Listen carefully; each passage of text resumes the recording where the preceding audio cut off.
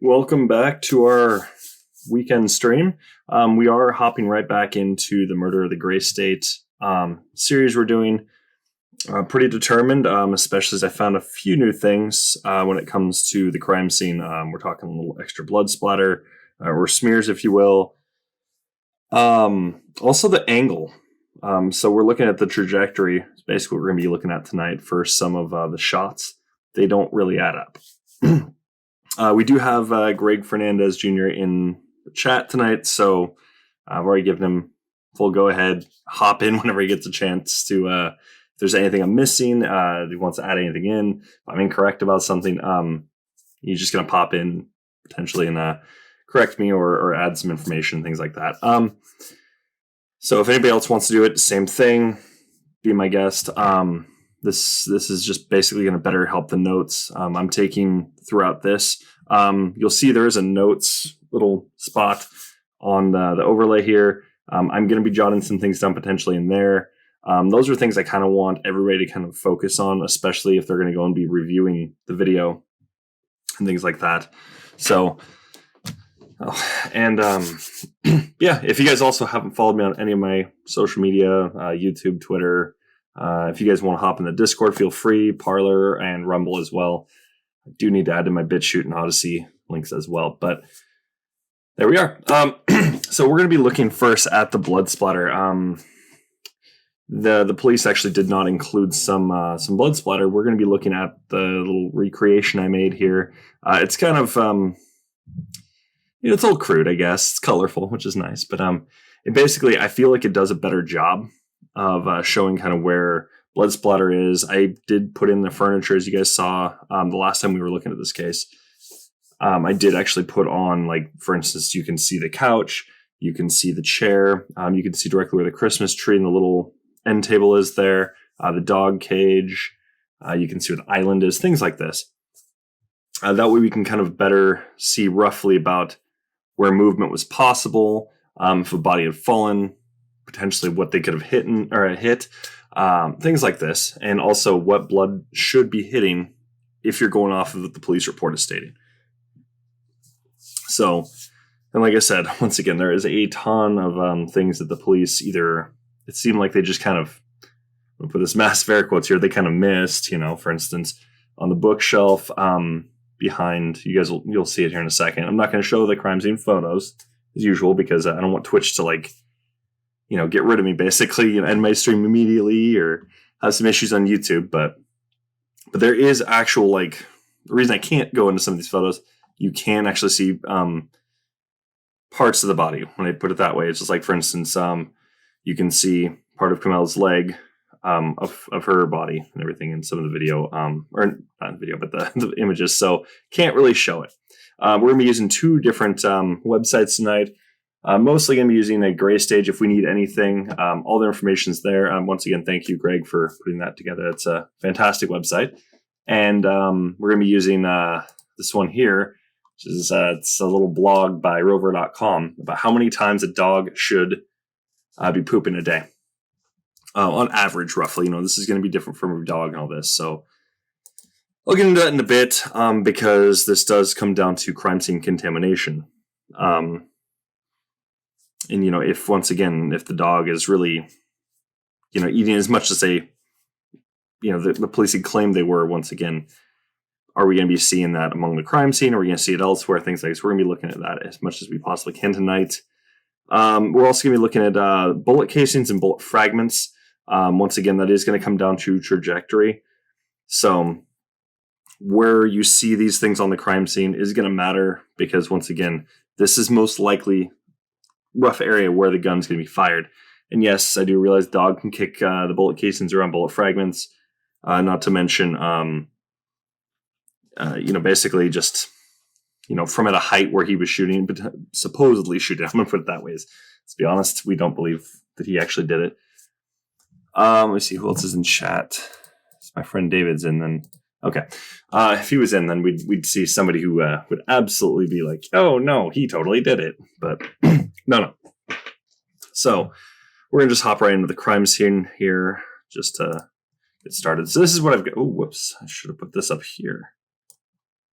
Where's this going? Come on, there we go. Okay, I'll just go like this then. I'll make it easier. Okay, so as you can see here, you can see a bunch of markings. Some of it doesn't make any sense. That's fine. I'll explain here in just a sec. So you can probably see the first thing here, 3 bodies there. Yes, that is directly where these bodies were actually located, based on the BCA reports and things like this. Not to mention, you can actually see it through the BCA crime scene photos. Once again, I'll show you guys where to find that. Where is it? Right here. Oh, whoops, right here. The crime scene images. You can also see what the Apple Valley Police Department, the crime scene images they took. So they're right there on the graystage.wordpress.com. But we're going to get right back into the crime scene here because, once again, this is what we want to look at right now. So we have on this back wall, on the couch, that big, long strip of red. That's where Allahu Akbar was written. Of course, right here. Now, this is the part, the one above it, little dots, little smear mark right there. That is directly, partly on the back of the couch, on the wall, and then there's also some on the book, on a few of the books. It looks like it's literally smeared across. Now, that's peculiar because why would there be any smearing? Okay. Nobody was supposed to have been over there, things like this. Now, this, to me, we see this a few different ways here.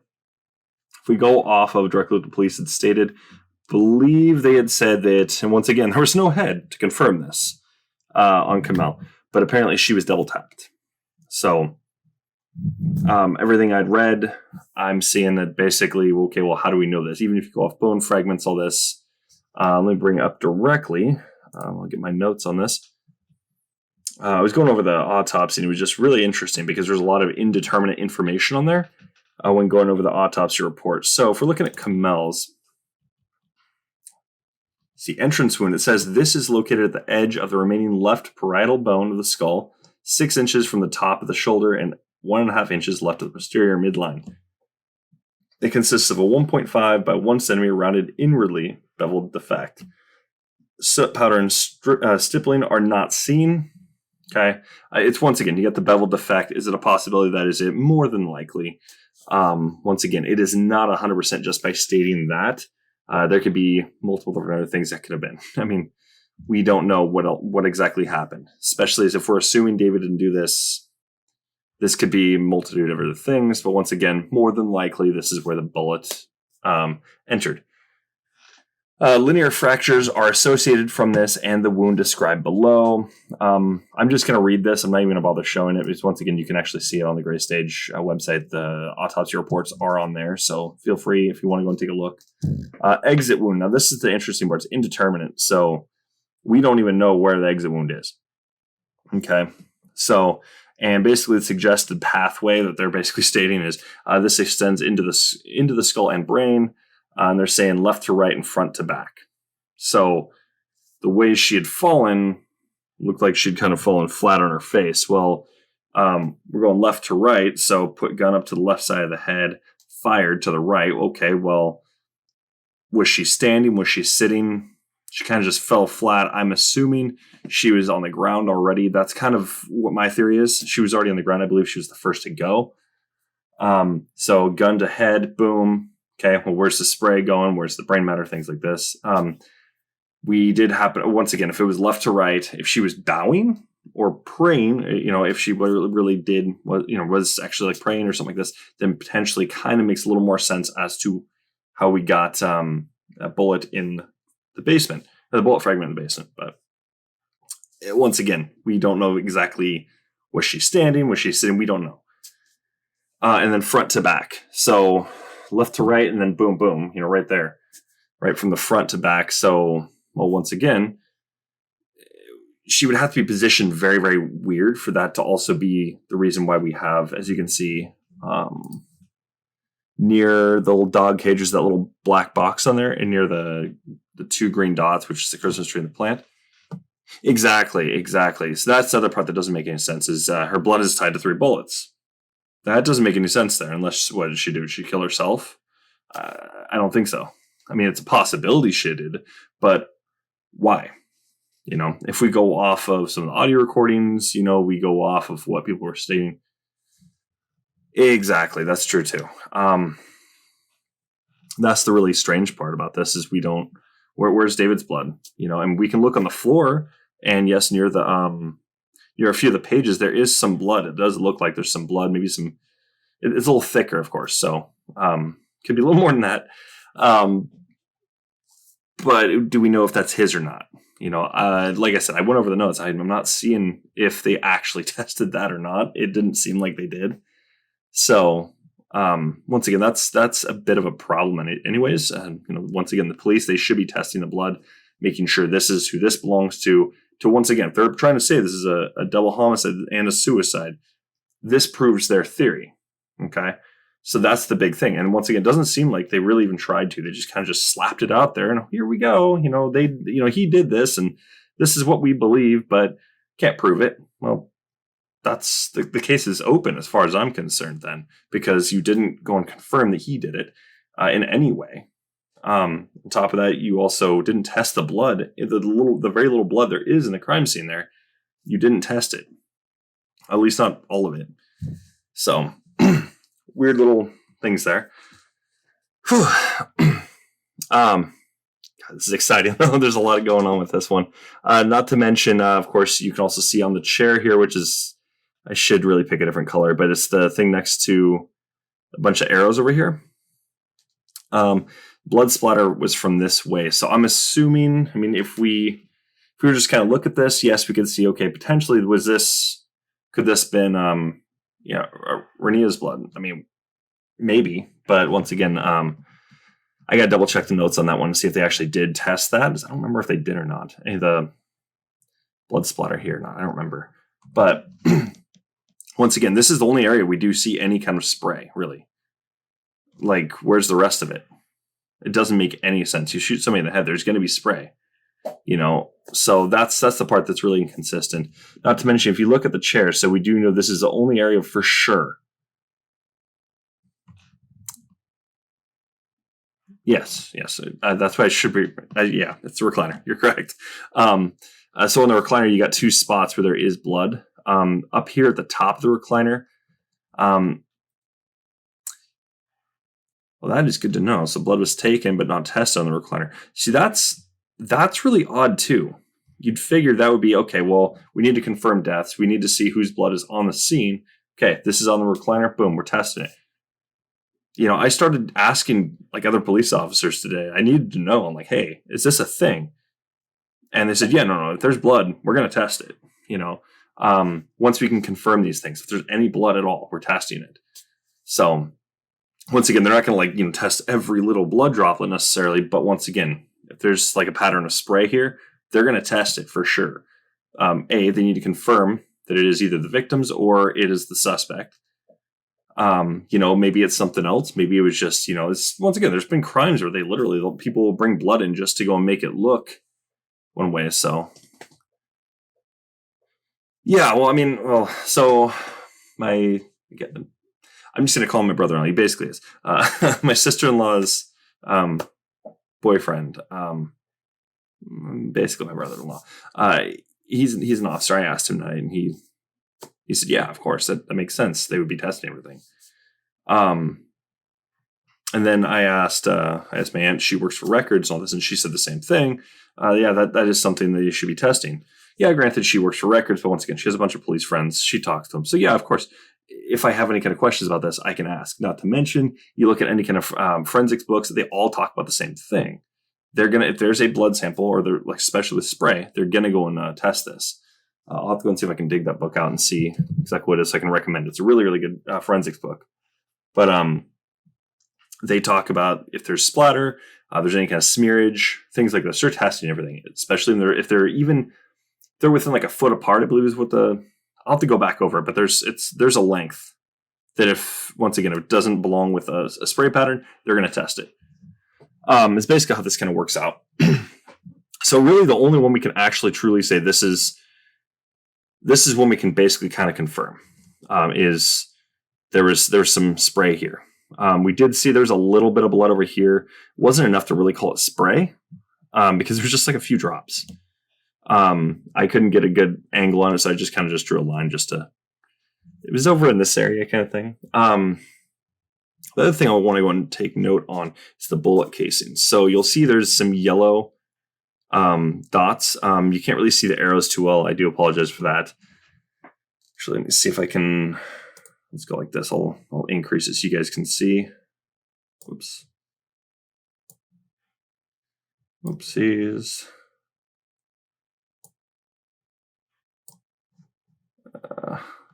Yeah, I think it's as big as I can make this.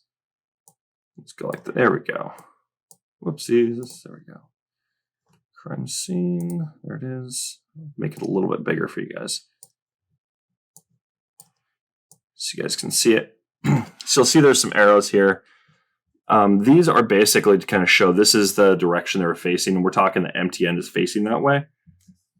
Which once again, that means the bullet fragment, obviously it's out. But the really strange thing is there's some bullets, just random bullets hanging out at the crime scene, unused completely. I don't know what's up with that. That's kind of odd, but these are the ones we can confirm.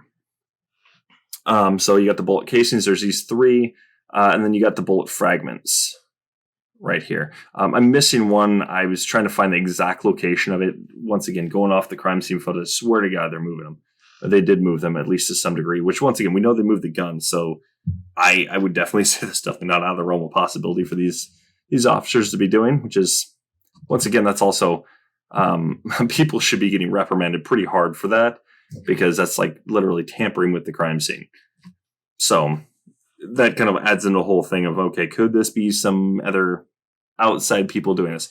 That doesn't necessarily, leave it with credence. Exactly. Yes. Lots and lots of moving parts. Which once again, I do understand to some degree. There is a dog that was roaming around the crime scene.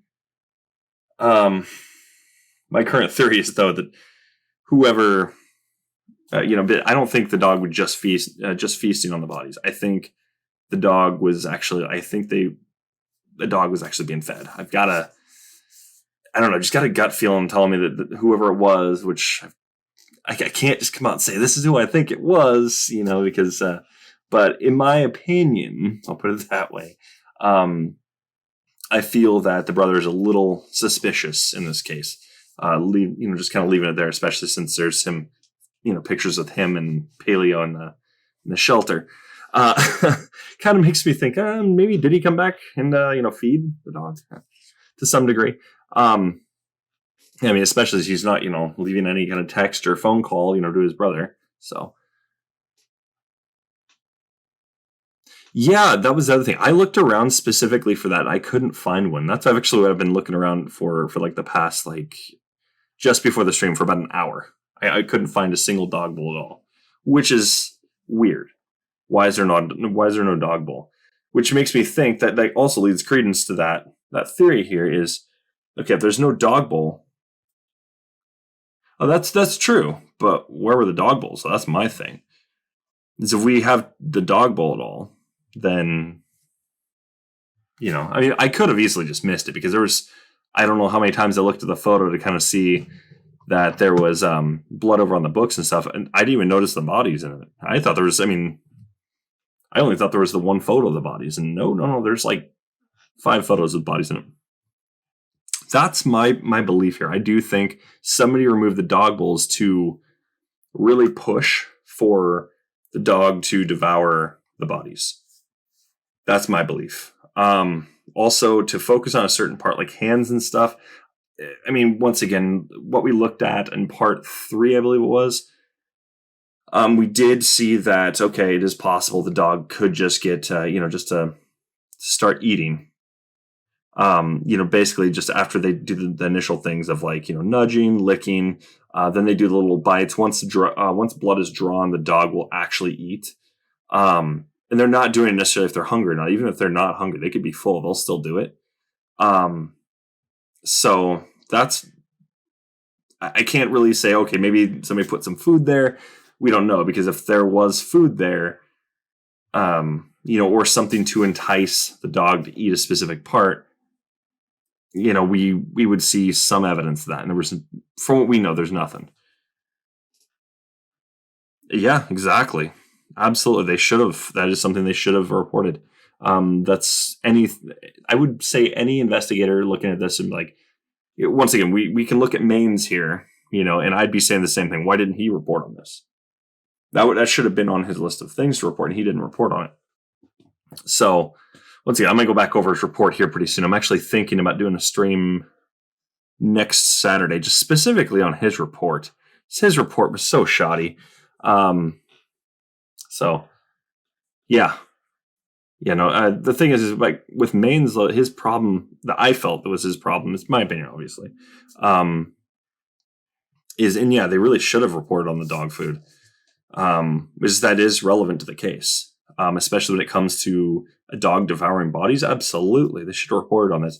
Is okay. There's they could have just said, oh, there's no dog food, and maybe they didn't actually find any, but that's something they need to report on because that does go along with the crime scene tampering. So that's the problem. But like I said, there's numerous inconsistencies. Why is there blood on the Kleenex? And I did actually get this somewhat confirmed. I'm going to go and try this again. But basically, if you take blood and you put it on a towel and you throw it into a, you wipe it off your hands, things like this, and you throw it into like toilet water, for instance, well, there's bacteria in there.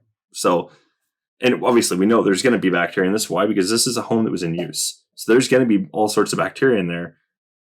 That's going to definitely alter the water. So I'm pretty sure that is whoever smeared that on the wall had to have, that's basically what happened because it was covered.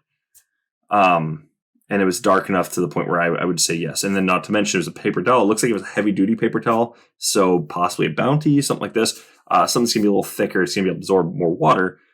That's my theory here. So I do want to go back on that toilet water and actually state, yes, I do feel that it is just blood in there. So also my thing is, if he's just going to kill the family, why not kill the dog? That's the question I have about this. Why is the dog still alive? And the thing is, I know this is on purpose. And the thing is,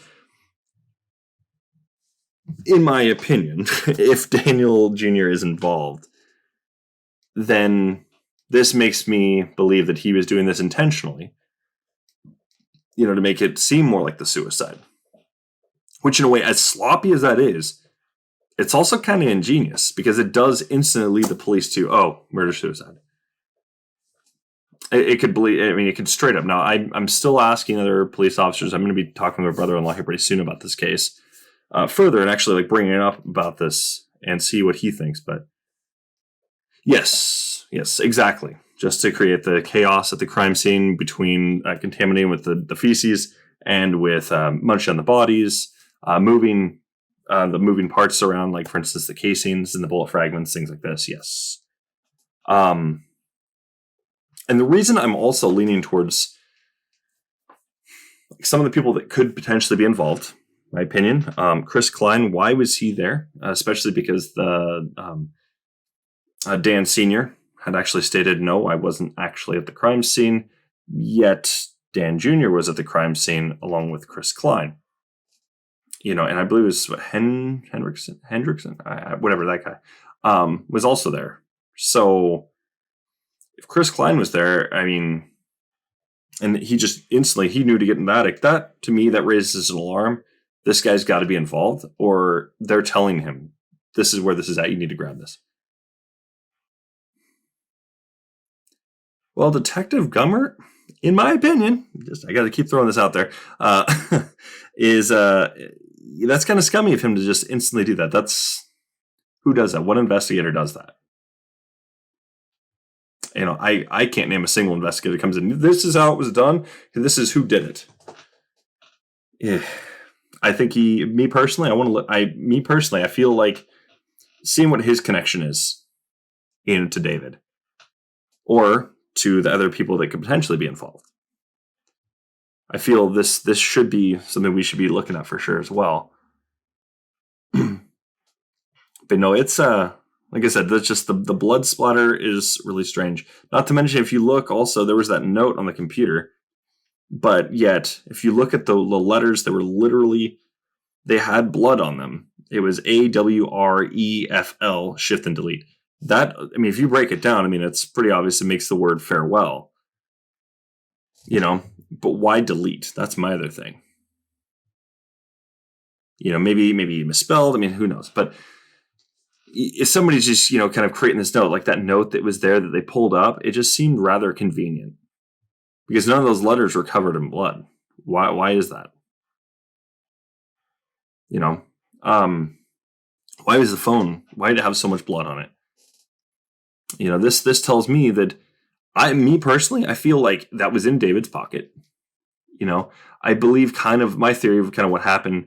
Kamel was killed first. And then David and Rania were probably either present nearby or were kind of like they're elsewhere and came out, and then things happened because of that. So, well, that's the other thing. See, I looked at that and I kind of believe that the clock was moved. I believe if it was moved, it was to be cleaned. Because once again, I didn't see any testing at all on the clock. I didn't see them. Once again, if there's blood on it, they would have went and checked that. And once again, bringing your hand up with blood on it, blood's going to drop on that clock.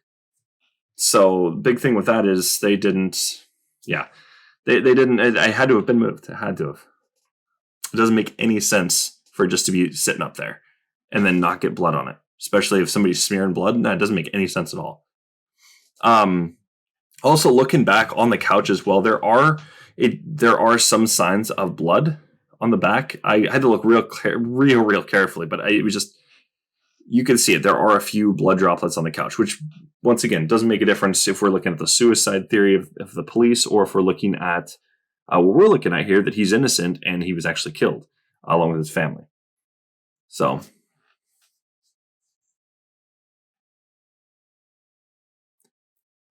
Yes. Ooh, that is interesting, Sophie. I like that. That's interesting. I wonder why they won't release that then. Has anybody gotten a FOIA for that, or?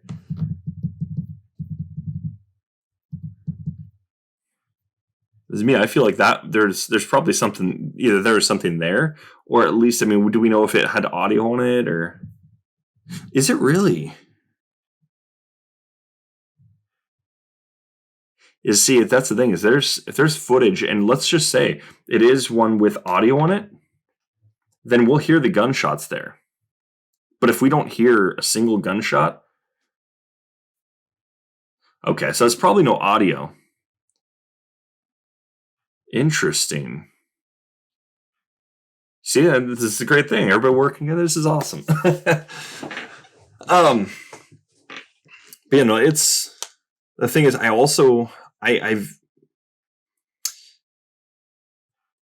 think, was it you, Sophia, that told me about the theory that potentially could have been people putting some listening devices in there or some devices to create some noise. I don't know. Somebody told me that. So, okay, perfect. That's the thing. I'm curious as to where they put it, if they did, because if there's cameras in the garage, potentially, I mean, couldn't we also have some footage of somebody putting some in there potentially? I mean, if they're just there for the Gray State stuff, they would be in his office most likely. They probably wouldn't even be in his room. They'd probably be down in the basement with his stuff. But yes, I do agree. That is why there were people in the house with Klein. I would definitely agree with that, Greg. Like I said, there's way too many inconsistencies with this. Any investigator would have grabbed all this stuff. So. Yeah, I've heard that one too, and I think that was also Sophia told me that. So the thing is, that's what I'm saying, is if we got two different angles there, one from the inside of the house, one from the outside, he could have had Wi-Fi, so the video was not hosted at the house, but in the cloud. And that's the thing. Wasn't that also what was up? Was the cloud? Or is that just like a separate hard drive?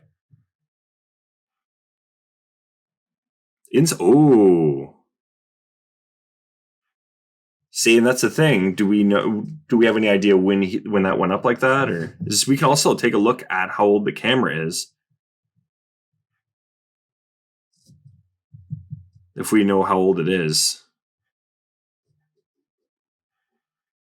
And we can actually see, we can kind of take a look around and potentially even see where we bought it or where he had bought it. I mean, obviously, I mean, there's always the off chance that it was just like it was like an online purchase, sure, but I feel like, I mean, if he's really concerned with everything, he would be buying locally. Well, I mean, still, theory is a good place to start because once again, if things add into a theory, doesn't necessarily prove the theory. No, not necessarily, but it's a good jumping point. We can take a look from there and see what we can find. Jesus, 12 terabytes. My God. Let's see. That's in electronics. Let's take a look. Is there anything on the website for it?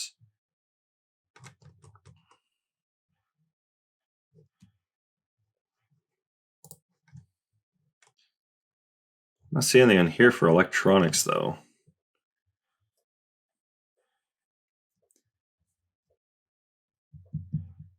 But yeah, even looking at like the financial records, I mean, it seemed like, oh, whoops, why am I even going there? Interesting. Found no motive. Oh, brother. Yeah, if they went through it all, I mean, that's the thing. It's so we should definitely do a FOIA for that if we can. So we can get access to like camera footage and all this. We can also see like when that went up potentially. I mean, if it was on the cloud, not necessarily, but yeah, well, and that's the thing. There would be no financial motive other than once again, if it was people interested in Gray State and trying to gain claim to that and to ensure that they're still part of it, or going to be potentially making some money or some kind of future project off it, then yeah, I could totally see there being that as like the only financial motive. But I think, like I said, I think we're looking at the right area when we're looking at finances to some degree, but I think it's for like future plans. Yeah, the thing is, you look at like he was a trust fund guy, you know. So, and the thing is, when his dad, I mean, I know Greg and I we talked about as we looked up the patents and stuff, and we started finding all this kind of stuff. Yeah, exactly. So they're automatically discredited when it comes to that. They were not broke. Also, he there was no way he was. If you look at the rest of his body, yes, I know with the bloating and all this, he can kind of puff up some. But if you look at like, if you were just kind of compare the average like size of him and everything, if he was as sickly as they were saying he was and all this, once again, I didn't see anything from Kumail's sister stating that, oh, okay, yeah, he was sickly looking. I just remember basically seeing that she had come to she had talked to David at the door, and then they spoke. What I believe that was also out in the driveway as well. But then she didn't mention anything about him being like sickly looking. So wasn't that like in like October? I think it was October, wasn't it? You see.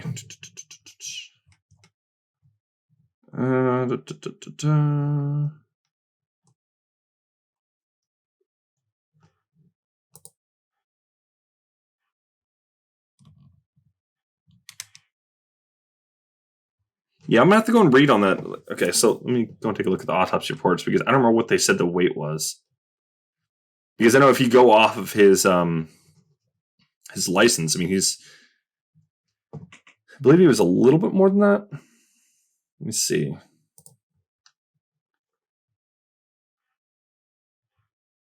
Okay.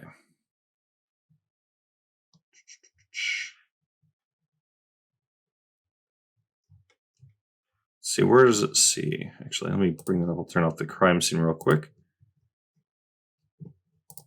Let's see.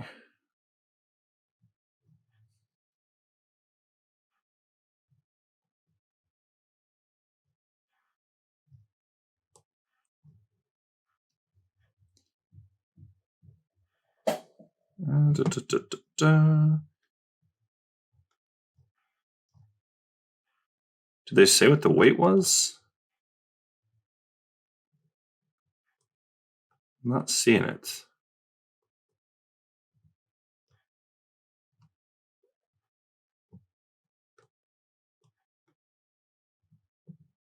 But the other thing that's also kind of strange to me is the fact that why is his scarf out there? First page. Okay. I must have missed it.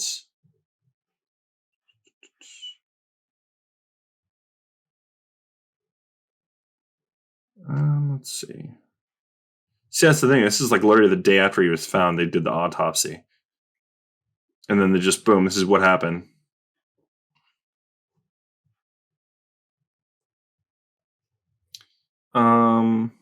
Okay, I'm either blind or something, so I'm not seeing the weights. Okay, no worries, no worries.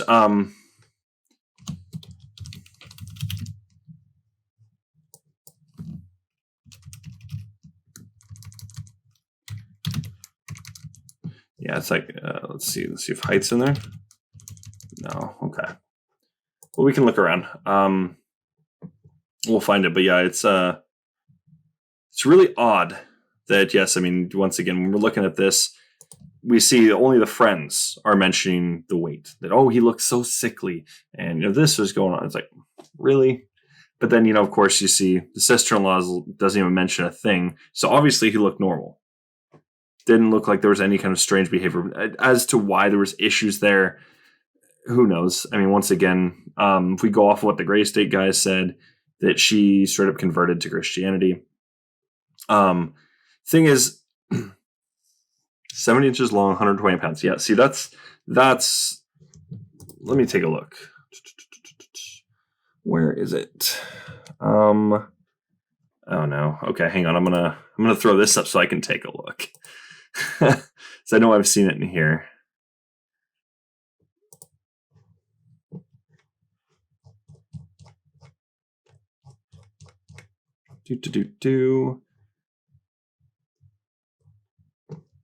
So I believe, wasn't he like 150 pounds? So if we even just subtract the head, I mean, that's the heads of people are usually pretty heavy.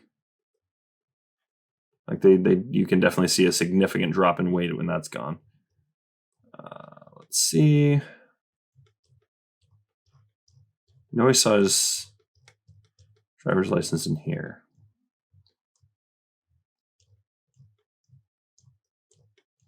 Hope it's not the Vi Police Department that did that.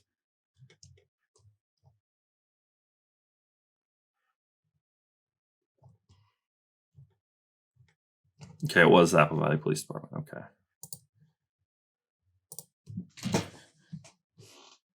Let's see what they've got. There it is. Wait, nope, missed it. That's not it. But see, the thing is, like, so I'm just kind of going to go over something real quick. I don't know if you guys have looked at his playlist. I looked at a lot of the songs. They're not suicidal. I've listened to them thoroughly. I've got a playlist set up just specifically. So when I'm working on the case, it just kind of, just get myself in the zone a little bit. But, the thing is, I looked at it and there's not a ton of suicidal songs. Now, I'm not going to say there aren't any in there that don't seem a little suicidal. Like, there's the first one that they said was on loop, which was Left Behind by Moses Mayfield. That is a little suicidal sounding, I will admit that. But, I mean, the thing is, the playlist is on loop. And it looked like he had a ton of songs on there. If we're looking at it, wrong one.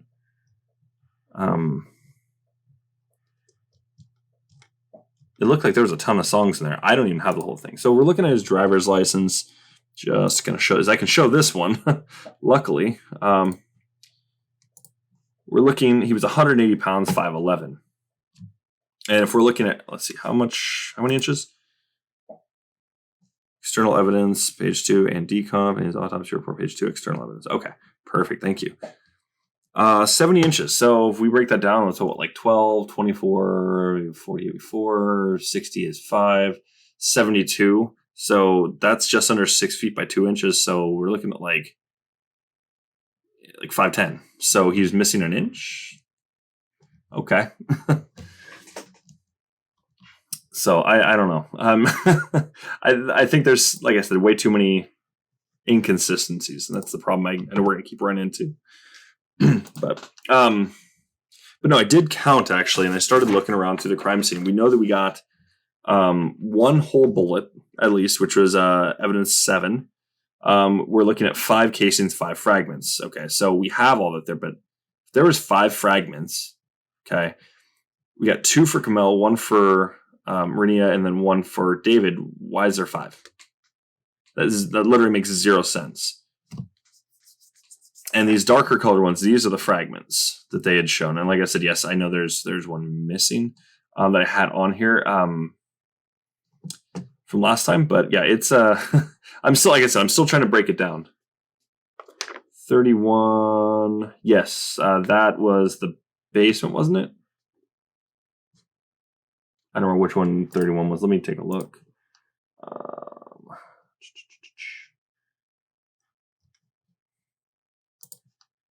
Crime scene. Let's see. Where is it?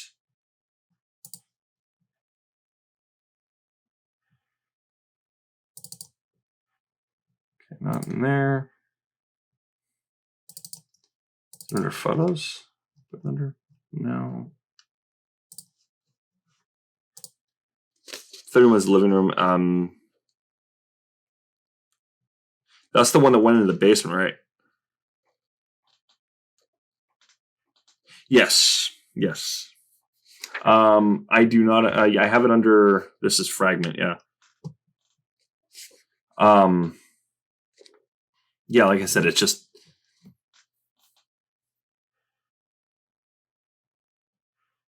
That's a possibility. Like I said, when I looked at it, I mean, I started counting like based on the images they provided. So we have for casings, we have 2, 3, 30, 36, and 37. For fragments, we have 31, 42, 43, 44, and 57. So I'm not done counting the amount of dog feces, but so far from what I've seen, it looks like the majority of it's downstairs. So it looks like it's mostly around his stuff. But yeah, there's one whole bullet I found as well. So, yeah, like I said, when it comes down to just where the bullet casings are, it tells a different story. It looks like there's 2 bullets back here near the blood splatter, like the spray. So, yes, there's that too. So it looks like it's just back here near the fireplace and then downstairs. And you have a few scattered throughout the crime scene, but it's not a whole lot. So my belief is, I mean, there's one in the back bedroom, I believe. I didn't see any in the office. I'm still looking. I didn't see any in the bathroom where the blood in the toilet was. So I'm just going to go ahead and say that's directly what it is. Is like I said, there's no other explanation because pee doesn't, or urine does not actually, like, that. It's not going to give that color unless it was like somebody had a lot of blood in their urine. Once again, it's the only way that's possible. Why is there a Bounty paper towel in there? That's directly what that is a heavy duty paper towel. And there was one on the table. You got to see there's a roll on the table. There was one, I believe, in the basement, and then there was one in his office. So we got 3 rolls there. Where to get it from? It really is. I mean, it's a very, very bizarre image of that. 1, 2, 3, 4, 5, 6, 7. Yeah. Thank you. I appreciate that. So I'll have to go and they were listed as bullets, right? And that's based on the crime scene drawing, correct?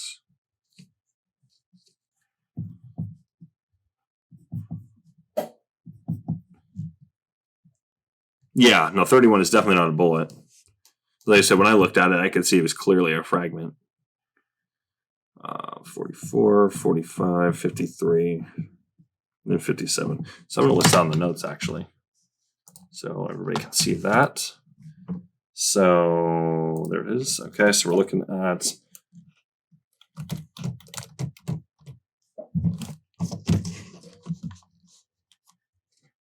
These 31 to compare to item 57 bullet.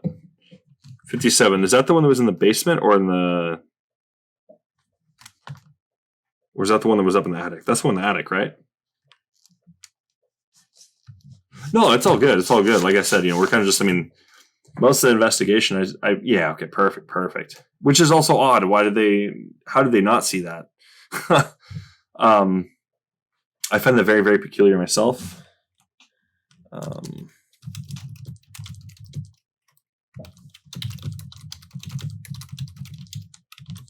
So there was 31, where it is? 31, 42,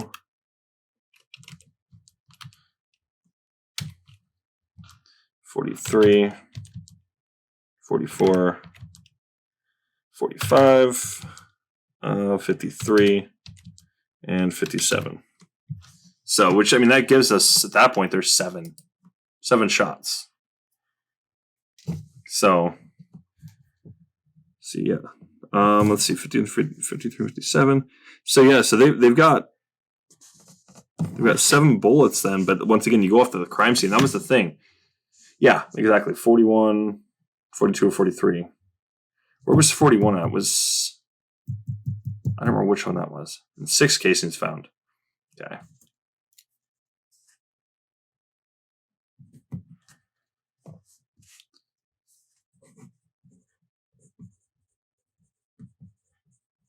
So that's the thing. It's like their photos.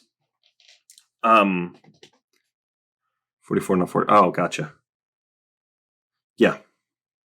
Yeah, but I could have sworn, wasn't like 41 like a page or something?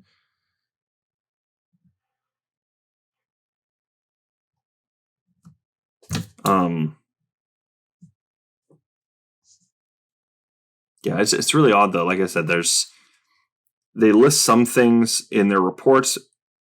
Those are the things that are also supposed to be documented. Oh, that's right. That's right. Well, see, and that's the thing, is that there was shooting somebody inside of the head and then shooting them in the front of the head does not mean their head is going to explode. The thing is, you can look, I believe it was Deadliest Warrior did this experiment. It takes usually a few shots to the head by a handgun to, like, quite a few to actually, like, basically blow the head up, to the degree that it was blown up. And once again, yes, there were signs of the dog eating the head and all this. I get that, but yeah, I don't know. There's just, like I said, that part is just really suspicious. It's almost like somebody researched this. Will a dog eat the dead bodies at a crime scene? Which, granted, I think most people would just automatically, dogs evolved from wolves, so, it makes sense. They're going to go and eat. But once again, the thing is like an indoor, like an inside munch, really, I guess is the best way to describe it. They're going to go for things like the head, like the thighs, things like this. They're going to go for those things. When we're looking at like outside kills, they go for like the internal organs, like in the abdomen area. So, but once again, this dog obviously loved his owners, and he tried to go and nudge him to wake him up. It's basically what ended up happening. Is what it looks like, and then eventually went through those stages that led all the way up into him eating. So, by the way, I just kind of want to go a little off topic. Am I the only one that saw this at the end of the Gray State? I don't know if you guys saw this too, but they show Paleo running up to the camera or whatever, and you can see 3 figures in the back. I think they were supposed to represent David, Kamel, and Rania, but I thought that was a bit messed up. It felt so just like disrespectful. Like, why are they putting like the dog on like the spotlight like this? I don't know. It just seemed really weird and out of place. Which, I don't know. Like I said, it just seemed a little disrespectful to me. Yeah, exactly. But no, there's like I said, the 6 bullets or the casings. That's interesting because that means there's at least 6 shots. So, and then we got 5 fragments. Once again, it doesn't line up with directly what the narrative is. In fact, the thing is, like, when I talked to my friend David, he actually, like, I think Greg heard it. You might have heard it as well, Sophia, but it was like on part 3. That he could have fired a warning shot. Now, to me, this doesn't make any sense. Why would he give a warning shot? If we're looking at there's 5 fragments, that shows there's at least 5 shots. If we look at 6 casings, we've got 6 shots. Plus the whole bullet, that's a little bit weird. Like I said, it just seems like there's a lot tampered with. That's the thing. See, if we're looking at a warning shot, that makes sense. But if there's a total of 7 shots fired, why didn't anybody call the cops? And even if they did call the cops, why didn't the police officers actually come into the crime scene? Or knock on the door or something like this. And once again, if there's shots fired, I've never heard of patrol officers coming by themselves. There's shots fired, a few cops are coming. Usually it's a minimum of 2 cop cars coming with at least 1 cop per car, but generally you got 2 cops per car. So that's 4 officers. I would argue would have been there, and they would have rushed, especially if there's shots fired. The thing is, see, that's the thing that doesn't make any sense here. Is it's like, well, why wouldn't you call the cops? This is in a neighborhood or a residential area. Shots fired. That should be alarming. It doesn't make a difference at all. Oh, yeah. I'm assuming you probably also hear a lot of sirens as well. Well, maybe not now, but yeah, exactly. It was a small little suburb. There would have been cops just swarming over there. God, I really wish I would have. Have you guys ever heard of spotcrime.com by chance? See, and that's the other interesting thing. Like I said, there's some that's another area where there's a ton of inconsistencies too. So if you go to spotcrime.com, I'll show that off real quick so you guys can see what it's about. See if they have Apple Valley. I'm pretty positive they do. Yeah, they should. So you can actually go here and you can actually see the crimes. And you can see Apple Valley, there's no crimes there. So would the cops have shown up? Absolutely. And that's all this site does. It basically just tracks crimes. It's not 100% you can take a look and it'll give you the dates. For instance, this goes back to 11/8, which means obviously there's not a whole lot of reporting. You got 12/14 and 2019. So nothing happens here. So shots fired would have instantly been police called, boom, they're there. Probably had the whole lot of them there at that point. So yeah, it's really interesting. So I've used that on a few other cases, even prior to doing Twitch and all this, when I had looked into a few cases prior, before I was married, I would use that to basically, okay, what were the crimes going on around this time frame? Were they relevant to the case? Is there burglaries and yet there's somebody that ended up dead in that household? Okay, so can we actually put the two together potentially? Maybe. So, and that's kind of I really wish I would have been able to look at this in 2015. I remember hearing about this case, but I really wish I could have looked at it, because then once again we could have had a little more extra data. I would have assumed just looking at from that perspective as well. And as you can see from this is not a dangerous area at all. It's there was 5-6 crimes at most in the entire Apple Valley. There's nothing. So it's a pretty quaint little town. Pretty safe, relatively. If you were to look where I'm at, no. My direct area where I'm at right now, yeah, it's fine. Oregon is kind of, it's getting worse and worse and worse, but I digress here. But it's interesting to use that though, because like I said, you can kind of compare and contrast. Does this add up with this potentially? If there's gang activity, this is where you can kind of see that type of thing. But like I said, looking at the site, we're seeing there was a little bit of vandalism. There was some theft, and a couple of things that could have just been as simple as suspicious activity, or a suspicious person, and checking an area out, something like this. That kind of thing pops up. But once again, for instance, the neighbor seeing David in the window, Yeah, I mean that's weird, and especially because I mean he made it very clear they always had their drapes closed. So if their drapes are always closed, why were they open? For me, this points to they wanted to direct people to look. They had the presence on the porch to try and get that attention there. Okay, there's presence out on the porch. They should probably do something about this. Oh, they've been out there a few days. Okay, let's go and check it out. Go knock on the door. See. And if they're not there, then once again taking them into their own home, or letting other neighbors know, hey, this is what I'm going to do with these presents. Once again, doesn't seem like these neighbors were interested in actually doing any of this kind of stuff. So it doesn't necessarily pertain to. I mean, as for just drawing attention to, that's all I can see that it was used for. Having the drapes open, them being right there. I did try and look through the crime scene photos. I didn't happen to see a handgun at all, on there, which means they had already moved it. So we'll never know. So I guess we'll have to go and do another FOIA potentially. Oh, you did? Oh, okay, perfect. Let me throw this up there, so I don't want people watching my email. Let's take a look.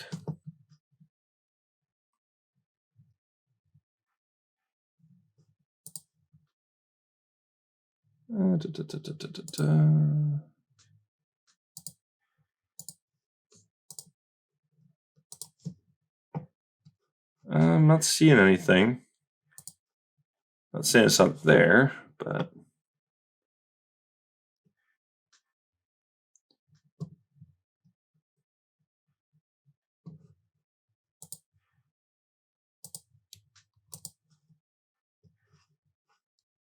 I'll check back with it in a bit. Oh, gotcha. Okay, let me check real quick.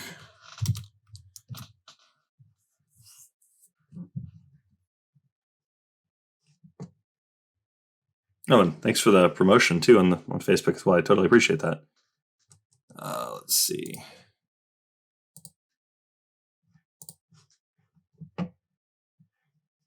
Holy crap! And that watches the inside. So somebody come into the garage at all. Boom. Weird.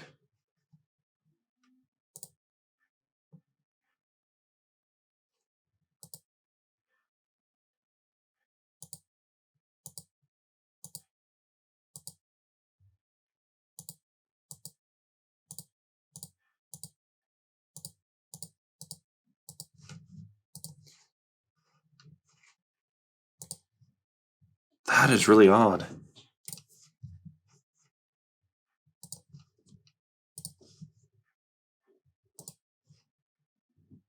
Yeah, there's definitely a camera in the garage. Yeah, he definitely was. So I think that was one of the things he was concerned with, somebody probably coming in through the garage potentially, or from the side door. And obviously we know that the back door is open. No, I don't think so.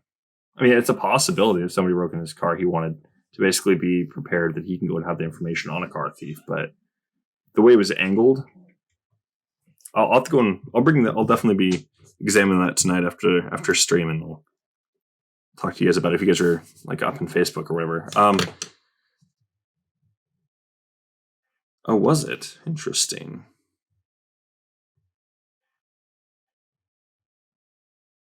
So, oh, okay.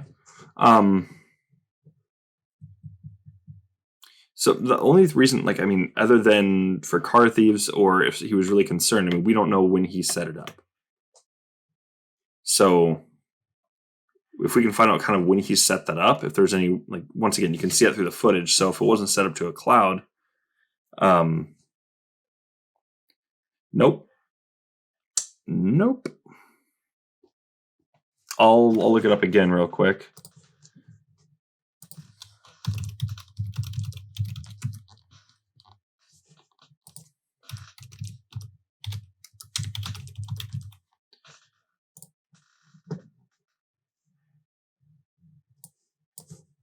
Nope. This is a regular theft. More information on that.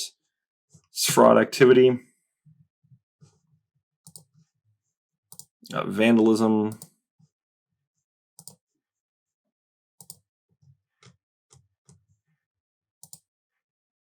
Let me take a look. Other, what is this one? Disturbance, disorderly conduct. Yeah, it doesn't. I mean, there's like no crimes though, as you can see. There's nothing here.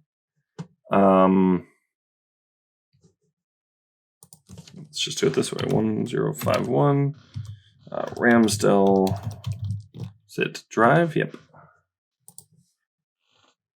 Okay.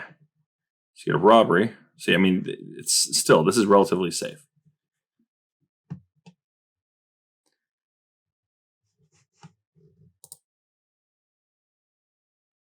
Yes, that's my belief. I mean, he could have just been one of those guys that's like, hey, I just want to be, safe in case any of these kinds of things happen. Well, once again, I mean, I'm going to be honest. If somebody broke into the guy's house, like by themselves, they're probably screwed. He showed he knows how to fight by checking out his spoilers. I mean, he knew some bits of Jeet Kune Do, plus he was trained by the military. On top of that, he had a handgun. He had plenty of guns around the house. I mean, this guy, if somebody broke into his house, he's shooting them. Simply put. So they would have to be, I would say, at least, I would argue they'd have to be at least somewhat skilled, like pretty skilled, with kind of like have a really solid plan and be pretty skilled as a fighter.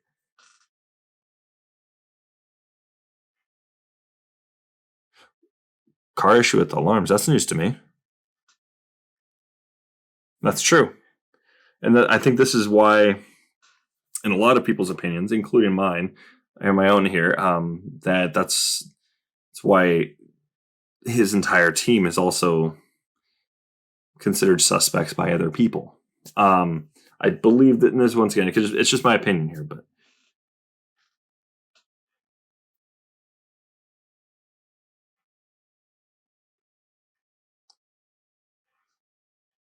well, I mean, if you guys want to shoot me like more of the, okay, that's probably the worst thing I could probably use is that terminology. But if you guys can, get me the information, like your guys' theory on the alarms, all this, or any information you guys have about that, I mean, we can take a look at it. Like I said, more perspective, more hands on deck on it. I mean, potentially we could prove it then. And once again, if there is some kind of an issue with, alarms just going off and that he couldn't prove it, then that would explain why he's got the camera there. But at the same time, when we're looking at this, the way the camera is angled, that looks like it's more trying to go and catch that whoever is trying to either enter the home from there, or like from the garage, and also from actually, hang on, let me take a look at that again. I'm gonna have to go and blank this out real quick once again. A little privacy, Oops. I'll bring those up into some extra tabs here so people can see.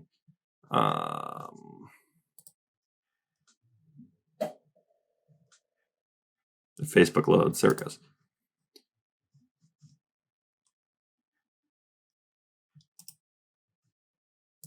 New tab.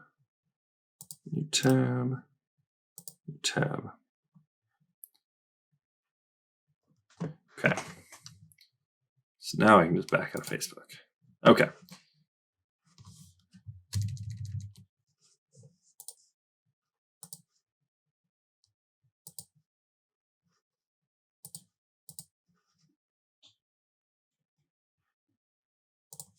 All right.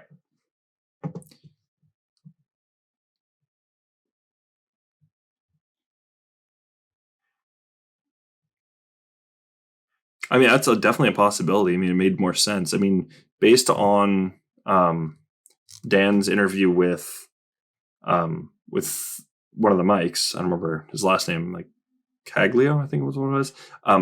Bald one with the goatee. Yeah, that one. It really seemed like there was things moving forward, but it looked like Baggio. Okay. Thank you for that. Appreciate it. It really seems to me that I think things were going to go that route. Now, I mean, going off of like, I mean, the way it made the mic basically made it sound, it made it sound like he was. They were just trying to go and push it towards a TV show with, potentials for movies and things like this. But having the TV show there is kind of like the founding, well, I don't want to say the founding, but like the initial base. So having like an A&E show or an FX or something like this, which, by the way, in my opinion, that would have been fantastic on FX. I'm just saying that totally fits the whole FX type of shows, action and gun violence and a lot of that kind of stuff. You got Sons of Anarchy on there, so I totally see that as something that would have been fantastic on there. But then again, A&E could have been good too. But enough about that and the daydreaming, I guess, if you will. No, it really did feel like really interesting. That just adds that theory there. So I mean, I'm going to run with that too. I think that's actually probably spot on. He was probably getting ready to move to Cali to go and get that going. Okay. Well, where's that exactly? Oh yeah, and just so you guys can see, for those that are viewing right now, camera's right here. That's there we go, bad resolution right there. You can see it's right here as well. Once again, you got the side door over here. And yeah, there you go, circled. So, interesting. Oops. But just to kind of go over this real quick, just to cover the information, just to say we did. When it comes down to a dog, they're supposed to also be going at least moving their bowels once a day. Once again, I mean, Paley was an adult dog, should be going at least once a day. But once again, most of them will go probably 2 or 3 times a day. You can see from boom right there.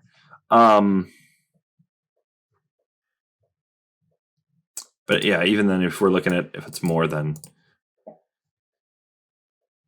doesn't contain blood is normal. If it's got blood, obviously not. Frequently pooping more than 3 times a day due to high metabolism, a large intake of food, and squeaky clean intestines.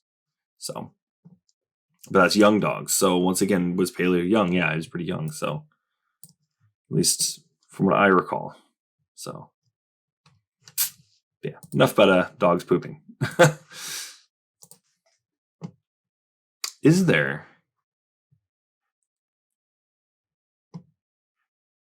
Oh no, I totally agree. If you're gonna make it in Hollywood, you got to initially live there. I mean, you can always move outside of it and potentially stay just like when you're doing business. Once you're established, but it makes more sense if you're gonna be an actor or something like this. You're gonna move to Cali.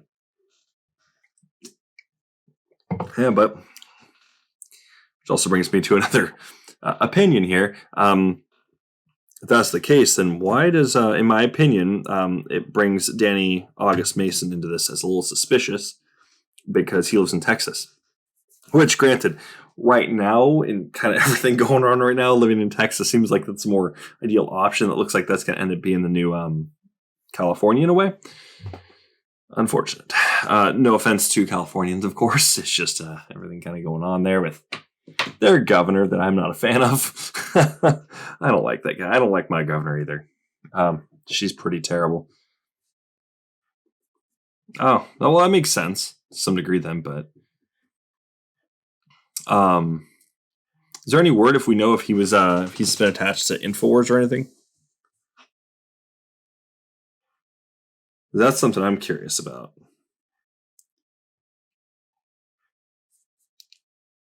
Because InfoWars, in my opinion, is something we need to be looking at as well, potentially. Maybe not InfoWars per se, but Joe Biggs. Just for people, I think that, like me personally, I know I'm starting to look at him. I know Greg and I have talked about that. What David did? No kidding. You got a link for that so I can bring it up real quick? Or screenshot or... Oh. No, that absolutely makes sense. I mean, what Alex Jones is doing, once again, I've still got the question is like, you look at all these other people that are doing exactly what Alex Jones were. or was, or is, well, what he's doing now, but what they were doing the same thing prior to what he was doing. For instance, we look at, and I'm not trying to go make the immediate comparisons but it seems to me that, for instance, you got Milton Bill Cooper, or William Cooper, so went by Bill Cooper. Things kind of went, sour with him later on in life, but he did have a direct criticism of Alex Jones and directly said, hey, look, how does this guy do this? And not end up, taken out either, oh no, I totally saw that. I think it's why they see he's a rough one to like sometimes. I think he's interesting. I've actually met him one time. Just once. I've personally met Owen Schroyer, things like this. When they were here in Oregon, I did actually meet them, but when it came down to, it was very, very brief. Owen Schroyer didn't really. I was like, hey, dude, I appreciate your work. I think it's great. And he kind of just totally brushed me off instantly. And while all these other people were around talking to him, doing the same thing. And I just felt a little annoyed with that.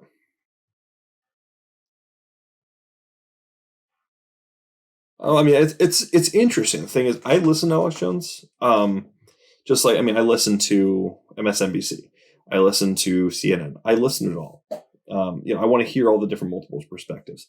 So that way I'm getting kind of a bigger story. Like, for instance, with this current bombing that just happened, I wanted to go and hear multiple perspectives on this. So it's the same reason. But with Alex, some of the things he's covered, and that's what I find interesting, because if you look at that interview that he had with David made it very clear. He's like, well, this is basically an Alex Jones world that he's forming. But it's not... He didn't want to do exactly what Alex Jones was doing, obviously. I mean, that makes sense. Because Alex Jones is kind of just, just screaming and yelling, and yeah, he's getting information out there, but yeah, no, he acts a bit crazy. And like I said, I don't disagree with you. He gets like that, it's just oh God, come on, get off that. Come on, whatever you're doing here, just stop it. No, he definitely does come off that way. Now, his prior stuff, it was a little bit fear mongering. But no, it's the thing is to talk about what Alex Jones does, and to that extent that he talks, people that have gotten we're talking other I'm just gonna air quote it. Like I said, if you guys haven't heard where the term conspiracy theorist comes from, read CIA documents. You can actually go to CIA.gov and you can actually directly find it on there. You have to dig a bit. You're not gonna be able to just look up conspiracy theory term. No, it's directly where they I'm trying to remember which interview it was.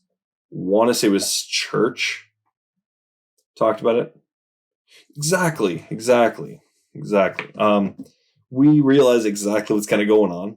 We see that these conspiracies are real conspiracies. Some of them are, not all of them, but it's seeing through the BS and then being able to prove it, showing links. Me personally, I like to show links from both sides. Politically or otherwise. Kind of showing it. So you might show maybe a blog post somebody's posting, but you're also showing something that maybe came out prior to, just to kind of just show that, okay, this is a little more solidified here.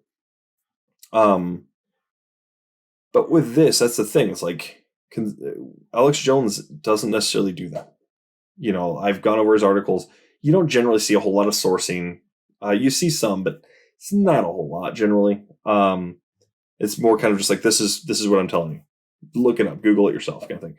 Well, that's no way to do it. I mean, I understand it, telling people to do their own research, but showing them some resources that you use, that makes more sense. Doing it at the same time, but with this, I feel that's where David and him split, kind of where they're on the same page. I feel taking a lot of inspiration from what he was talking about, seeing, okay, this is directly what I've been witnessing here. He's been talking about this for years. So have all these other people, these other quote unquote conspiracy theorists. But you see all these other conspiracy theorists getting killed. They're trying to, they'll say that, oh no, this was this guy did this, and that's why we had to do this, or oh, this guy was a mysterious death. David was a mysterious death, and they just slapped a label on it. You know, you want to see something strange, look at Max Spears. He's got a black goo apparently coming out of his mouth. I think Ann knows too. Who knows what that is? But it's once again, it's all these people have been. They'll look into some of these things that are, I would argue, they're pretty high profile. You're going to go and start naming some pretty high up people, and I think with what David was doing, since he also, yes, that's true. Yeah, and I started looking like through the people, like for instance that David had interviewed and all this, like Mark Dice, all this. You don't see a whole lot of them talking about David at all. Like they just seems like they just kind of quickly separated themselves. A lot of them did, which is unfortunate because if they're in the business of literally looking at these things like objectively, anybody looking at this objectively, as we all came to the same conclusion, this is clearly not a suicide here. Now, I mean, I don't know any of you guys personally, sure, but I mean, we all kind of came to this exact same thing here. Wait, what? That's nuts.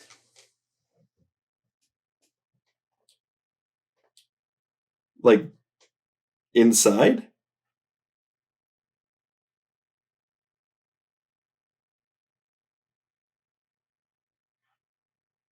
Oh, yeah, no, absolutely. I mean that's the thing is, I don't know, that makes sense. When it comes down to it, that's the thing is, speaking of Bohemian Grove, we also seen in David's office, there was literally, it was I think it was called a cremation of care ritual, literally with the Moloch statue and everything. You got that right there. He had a model created of it. Now, what was the point of that? I mean, he was looking at all sorts of things. Obviously, he was planning on using this kind of stuff. I feel like in the movie, I feel like he was going to. I mean, he brought up Freemasons, and by showing that last scene, you see a very clear apron with it's clearly a Freemason apron. So obviously he firmly believed they were part of this mess. Which once again, I mean, anybody does a little research on this kind of stuff, and you can see so there's some really odd. I'm not going to even say the coincidences. I can't. I feel like I'd be lying if I say that. No, they're connected. They straight up are. You can see it. Connected with some of these organizations that are clearly doing some messed up things like that. By the way, I want to make a quick little drop real quick. Have you guys seen the WikiLeaks drop that just happened? Ton of information. I haven't even finished going over it, but there's some shady things on there. I'm going to warn you that. There's a bunch of shady things, but there's big WikiLeaks drop today. We're talking even the supposed Clinton emails. Once again, we've only seen a little bit of it, but it's supposed to be like stuff all over. And the Clinton emails, the link that they had initially was posted. It's inactive now. Like I think they just instantly that was like shut down. So, but I mean, like I said, if you look at what's going on now and you look at what David was basically talking about, we're living it. We're living some of it right now. I mean, it's absolutely like what we are going through right now. Not to the exact degree that his script was talking about, but I think his overall vision, we're kind of living quite a bit of it. So what he was trying to expose, I mean, he even talked about it. He was trying to expose this stuff. He wanted, in the messages to, I think it was Sean Wright, he's like, look, I'm not trying to get you thrown in jail for your taxes, which I don't understand that. Tax crap with jail time for 70 plus years. No, there's going to be more than that. So my belief is I mean, he wanted to put away the people that are actually doing the really terrible crap. I mean, obviously, those people that are looking at this case, most of them, which probably seeing the same thing, and this guy's pretty shady too. Once again, that's just, it's an opinionated thing. It's like, that's my personal opinion. I believe the guy's pretty shady. But no, that's there's definitely some crap there too. But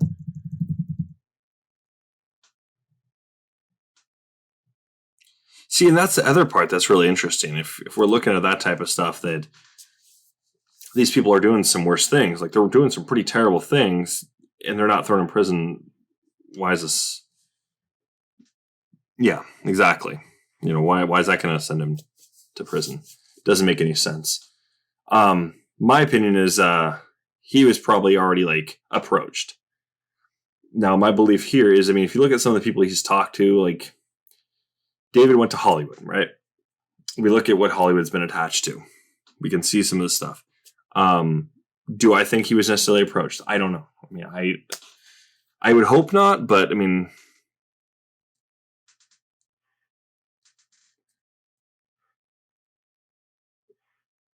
oh, you're talking about the taxes section, like for the rise?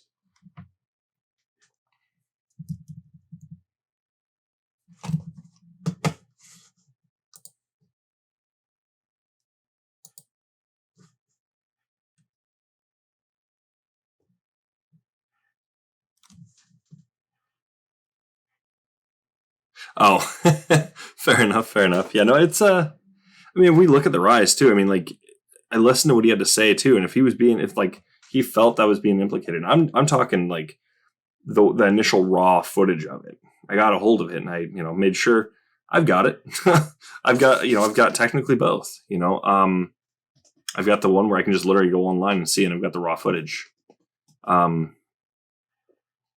was able to get a hold of it, so. And I watched both, and once again, I looked at the tax section. There's nothing in there that's like talking about him doing anything illegal, anything that could send him get him sent to prison. There's nothing there. So I don't understand what he's talking about here, which tells me that there's something else. I think he's trying to use that. Oh no, this could implicate me, but really, in all honesty, he could have been, compromised, and that could have been his way of saying, "Hey, I'm compromised here." Well, yeah, I mean, there's plenty of people that don't pay their taxes, and they don't get 70+ years in prison. Look at Wesley Snipes. I think he only had like a short stint. So, and granted, I mean, he's a Hollywood actor and all this, so I do get it. Ooh, I'm noticing that my overlay has got some issues here. Let me adjust. Why this part's showing up like that? There we go. But no, that's the thing. There's plenty of people who don't pay their taxes, and there's people that also they understand tax law enough that they can literally get away with it and not pay any more taxes. But they're not going to be able to go and I don't want to use the word enjoy, but it's the only word that's coming to mind. They can't really enjoy the rest of like a lot of the other things that people that do pay taxes can do. For instance, I don't think somebody that doesn't pay taxes can actually legally own a business. So.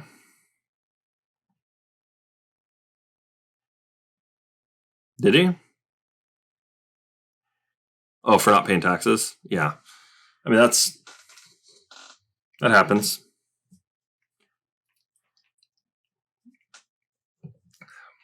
But like I said, this whole thing, we're looking at just looking at the initial parts of the crime scene. There's too many inconsistencies. Like I said, I got listed 5 bullet casings from what I could find, and I saw 5 fragments and 1 whole bullet. Yeah, no, exactly. I mean, government informants. Honestly, I would say they probably do technically to at least maintain a cover. They might. I mean, that's the thing. People like if we're looking at people that could be just planted in, if we're looking at like actual government officials or informants, then no. I mean, they live life just like the rest of us, and they can go to jail for all sorts of things and all this. But if you're an informant on a big enough case, I know there's ways. Like basically, they'll ignore a lot of things you're doing, as long as you're still informing them. Especially if you're like inside of something they're very concerned about. But I forgot to bring this back up again. Oopsies, there we go. But that's also really odd that he didn't actually go to jail for his other crimes. I agree, that's messed up. You go. I mean, for assault, that's jail time. More than likely, especially like. I mean, it doesn't take much. Like, it can't just be like self-defense. No, I mean they'll probably still throw you in jail at least for a short while, like as in like overnight. They might do that, especially if like you were in the middle of a fight when they caught you. Yeah, absolutely. But There's a lot. Like I said, I mean, I get there's also like other like states, other counties, other cities, other small towns. All this they handle things a little differently. Sometimes they have a smaller jail. Sometimes they're just like we're just gonna catch and release kind of thing. They do that sometimes. I know over here in Oregon, like there have been several cases in North Portland where people would literally like the police would get called, they'd show up, they'd arrest the guy, and then they would just release him and then tell him, "Don't ever go back to this area again. You're not allowed to, and this is why. If we catch you over there again, we're just going to arrest you again." And then it's just continually catch and release. While now they have just a heightened, potentially a heightened patrol time in that area. So yeah, it's gotta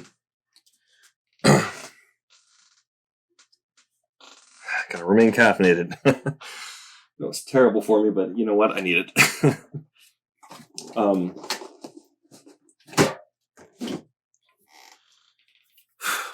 But no, like let's get back on this crime scene though. Let's take a look again. I need to take this away. What was odd was, like I said, is the angle of this bullet casing here, or the fragment right here, the one in the attic. That was really odd. It doesn't make much sense. If we're going off the left side of the head, based on the body of Comel, that doesn't make any sense for that to be this way, because if it did, that means it went out the back of the head. I mean, let me see if I can...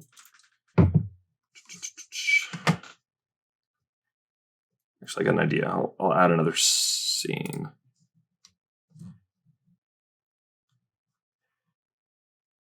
Ooh, actually, better idea.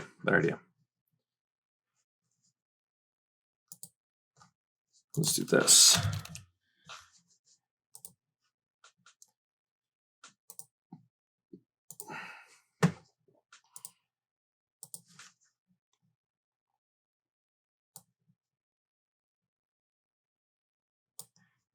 Go like this. Save it. Oh, actually. And then I'll draw this real quick. So if we're looking at like this.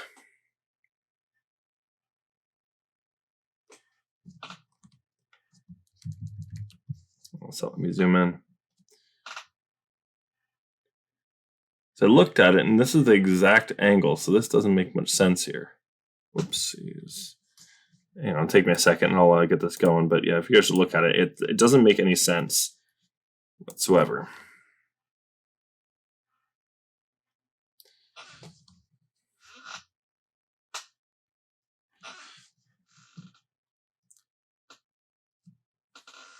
We're looking at these bullet casings here. Whoops, let me...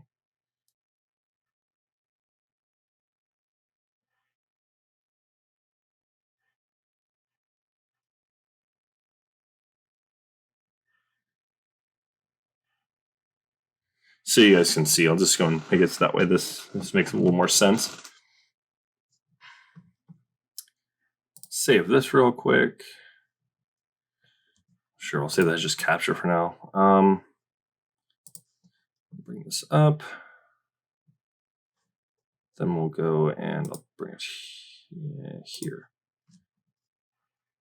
You're seeing, just give you guys a quick little image.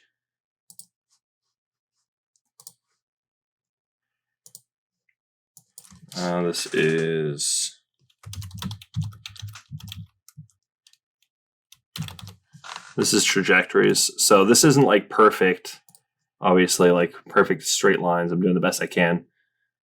Luckily, I got one of those screens where I can just kind of just use my finger to draw on it. But let's see. Here we go. All right. That. We're going to bring this down here. And then we'll go crime scene. Oops, trajectories.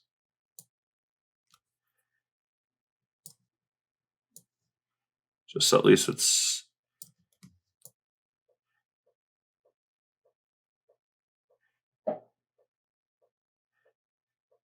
So you guys can see kind of like we're sitting at here.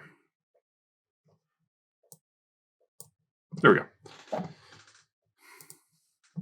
So if we're looking at this bottom one here, That obviously that should have been hitting somewhere, or there should have been some kind of a fragment this way. If we're looking at this right here, this red line that's kind of going up into the attic area, which is this the bullet casing on the back of the bullet fragment on the back of the recliner and Christmas tree, that area. That doesn't make any sense. Not to mention that would have been an upward one. So I'm still trying to get the exact angle, and once again, I'll get that here. Hopefully tomorrow I'll have that set up. I was going to do it tonight, just kind of got back from a Christmas get together. So I got back a little late and all this, so I didn't get a chance to really get into that. But looking at it, doesn't make any sense. It makes zero sense. And if you look at the other two bullet casing, or the three bullet casings, they don't make any sense when it comes to the crime scene at all. Yeah, granted, you can move, and this is just like the way they're facing, and kind of like, does that necessarily mean anything? No. I mean, they could have just been slightly off. So, yeah, they were clearly moved. I mean, you can even see the movement of this, the top one in the middle of the blood spray. That one was moved. You can see between the Apple Valley Police Department and the BCA. You can see they were clearly moved in between them.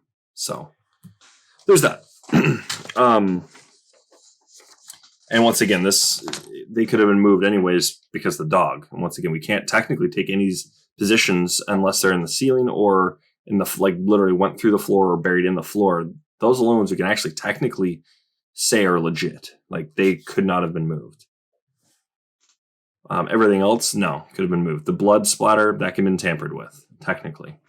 That could have been cleaned up to some degree as well. So I know I've talked to people that have been like, oh, well, what about the stains below the bodies? I'm like, well, once again, that's just decompositional. I mean, it's going to leak out. So that doesn't really play into it. But yeah, there was some not some bullets, but some blood over here near this bottom casing and fragment. There was a little bit of blood over there. But once again, it doesn't make any sense. And for those people that are like, oh, well, Como, she could have still been a Muslim, or have the belief of the Islamic faith. I mean, once again, I would highly disagree. I don't think she did. I think David and Como probably had that in their home because, once again, he had been in the military, and once again, I think his big thing was studying up on a bunch of different things. And once again, if we can look at this from two different perspectives, we can look at this from a religious perspective. Kind of like he wanted to know more about the faith, just for a knowledge-based type of thing, just for religious knowledge. But he was also, you see a lot of different things referencing like Greek mythology. You see, like, for instance, I don't know what exactly it is, if it's a hard drive or not, but I'm still looking into that as well. But there's this thing, Mnemosyne. That's a Greek goddess of memory. Once again, he was clearly looking into the mystery schools. And whether that's for some other kind of project he was working on or not, they do play into directly what he was talking about. When we're talking about like New World Order type of activities and all this, and like the Gray State, which what he was trying to go portray. He even mentioned in that interview he had, or whatever, when he was talking about, like, with the documentary aspects, talking about his storyline when he had everything up on his wall. Talked about the occult and all this. So obviously he was looking into it. He wanted to understand it. He wanted to have more of a kind of a realistic type of dramatization of it. You want to have some kind of an information on it, so that way when he is talking about it, he could clearly he could portray it in a more of a realistic way, just from a knowledge-based perspective. So, but yeah, like I said, the trajectories don't make any sense. These trajectories, from what they were saying, we're looking at one going down from the head of Como. Once again, it looks like she had fallen forward. So, And once again, I mean, do I think she would have fallen that way, shot in the head? Once again, it's a handgun. It was clearly shot her. So once again, we need to find all the blood. Essentially, the big problem here, I think a lot of us are running into is where's all the blood? We've only got one spray pattern. So if we got that spray analyzed and we know who that is, I said, I don't recall that being analyzed, but if it was analyzed, whose blood is it? And if, once again, it would have to be Komel's for this to make any sense. The reason I say that is because, well, that was also up on the wall.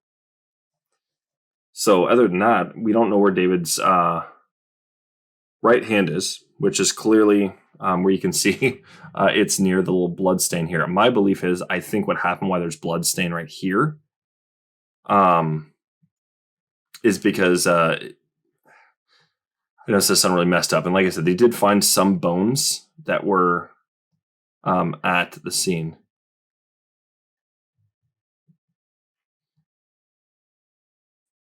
Yeah, exactly. That's kind of my belief on this to some degree. That Komel was killed there. But once again, my thoughts here are that I can't fully recreate it myself. And like I said, if we're looking at all these multiple different theories here, some of them, like for instance, they're not going to necessarily mesh with all the other ones, which is fine. I don't know. I feel like Komel was killed first. I could be wrong, but I mean, if Ronnie and David were killed first, they're killed elsewhere, then were the people just coming back to, in hopes that basically Komel was asleep, or she wasn't at the home, and they were coming back for a gray state material. I mean, we don't know.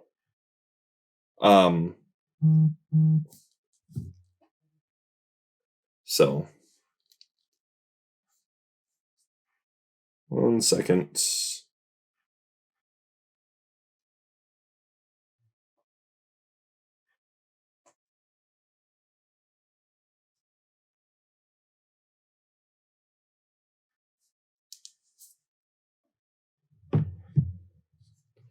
Oh no, that's totally fair. It's totally fair. And I'll keep it private as well. Well, at least between our little group.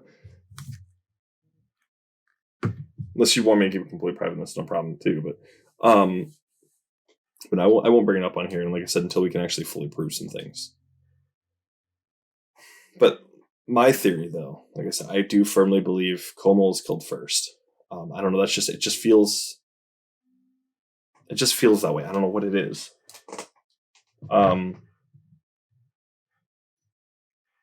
But I do see that there's a possibility they could have been killed elsewhere and then moved there, fully knowing that they were going to have to kill Komel, and then make it look like the murder-suicide.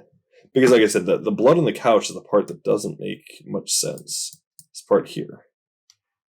It doesn't make any sense unless they literally were like, we're waiting for her and like shot her in the head. But the thing is, even with the recreation, this, like the BCA stuff, looked like that was before they did any like the collection of evidence. And if that's true, then where are all the bone fragments? We can see a few, but there's not enough.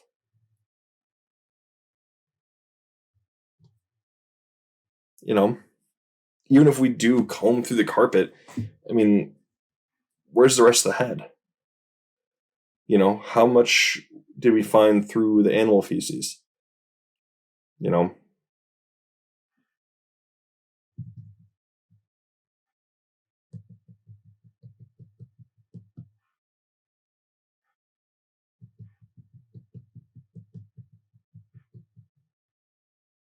Exactly. Which means they could have been killed earlier.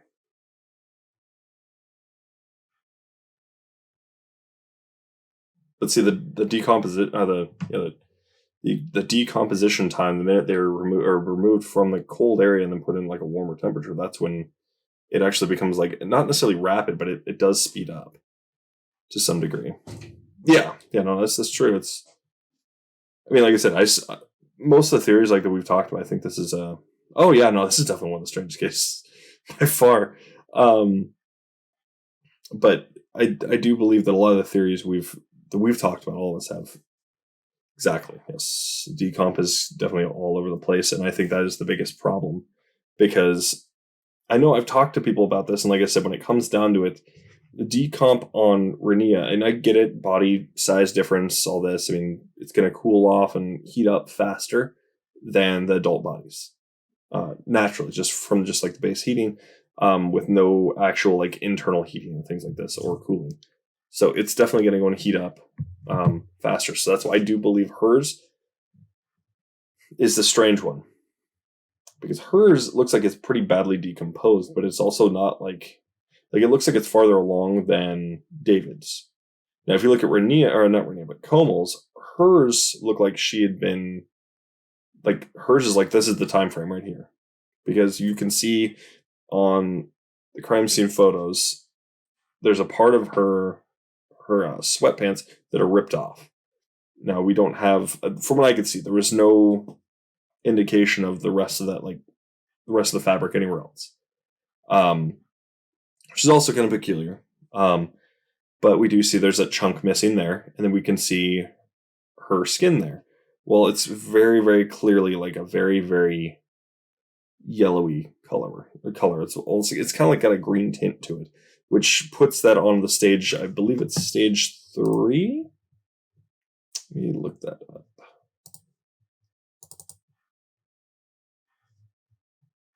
Okay, so 4 stages. Stage 1 is autolysis. It's the first stage of human decomposition. It's called autolysis, or self-digestion.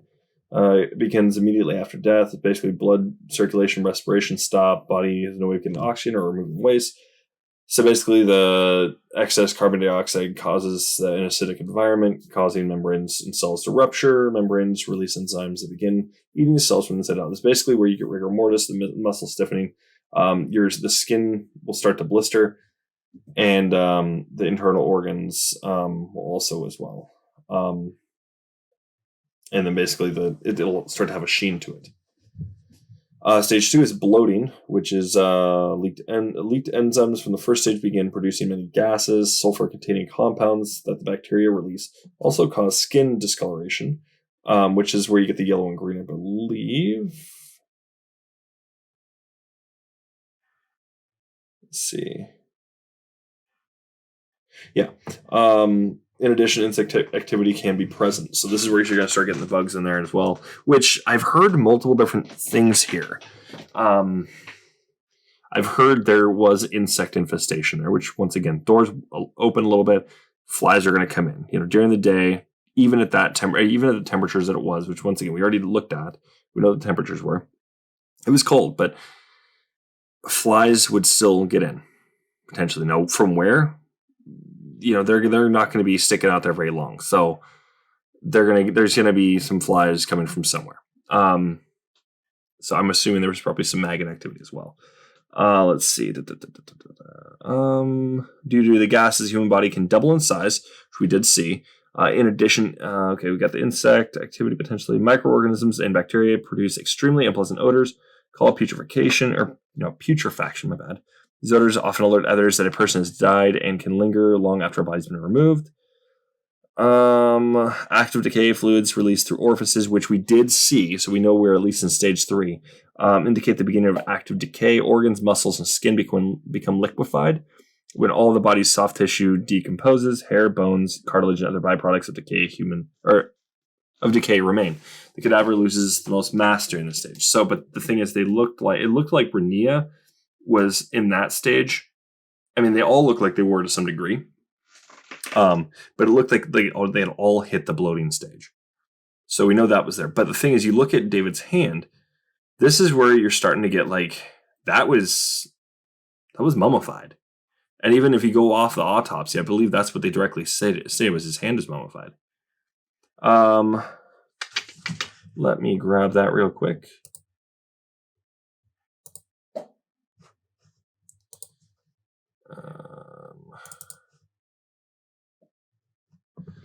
All right, so we're looking at the timeline here. 24 to 72 hours after death, the internal organs decompose. 3 to 5 days after death, the body starts to bloat, and blood-containing foam leaks from the mouth and nose. 8 to 10 days after death, the body turns from green to red as the blood decomposes and the organs in the abdomen accumulate gas. Now, the thing is, here's the thing. See, there was no nails or teeth falling out that we know of on David. And the reason we know this is because you look at his hand, the one he had, that was clearly in the 8 to 10 days after death. But several weeks after death, nails and teeth fall out. So we know it's before that. So we know we're not at the liquefaction stage. The body's starting to liquefy, and that's 1 month after death. So, yeah, it was clearly mummified. Let me bring this up. I'll go and find the photo real quick, and that'll just show off as it's not showing anything too disturbing, I don't think. I could be wrong. If I get kicked off, I get kicked off. I'll find another place to live stream. But I'm not going to do. I'm taking this one risk. It's all I'm taking. So. Let me see if I can find it. Oh, that's AVPD, so it won't be in that one. Looking at this one. See if I can find it. It'll just take me a second to find.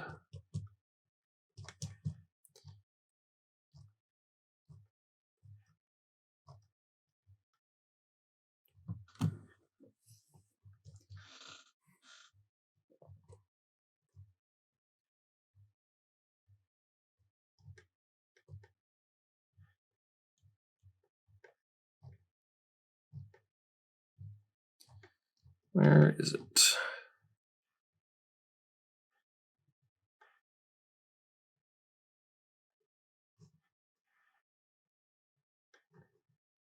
This one? Yeah.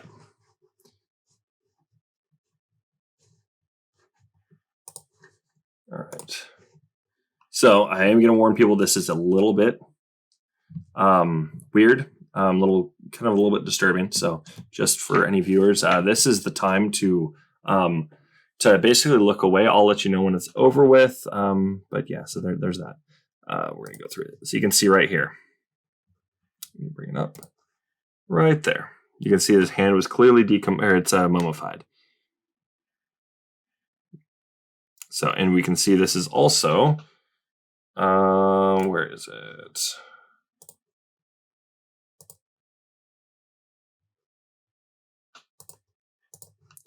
Let's see.